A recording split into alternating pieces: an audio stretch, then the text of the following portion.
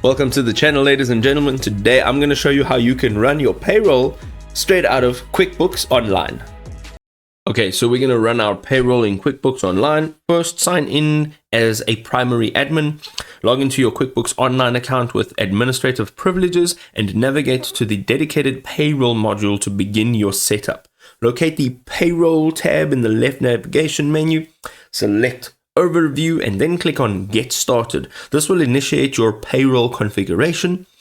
You then need to provide your primary business address. So this is the physical location which is required and not your PO box, and your designated payroll contact details to establish tax profiles and notification preferences.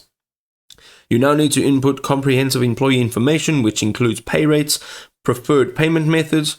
This could be check or direct deposit, and then your essential tax withholding data. You are now complete. You need to then just configure your pay frequency, which could be weekly, bi-weekly, or monthly, and establish consistent pay dates that align with your business's operations. Review and confirm. Just carefully verify all your wage calculations, your deductions, and your tax withholdings before submitting to ensure that your payroll is accurate, and then execute payrolls to issue employees payments and automatically initiate required tax filings. Download a comprehensive payroll report for all of your records, and you should be good to go.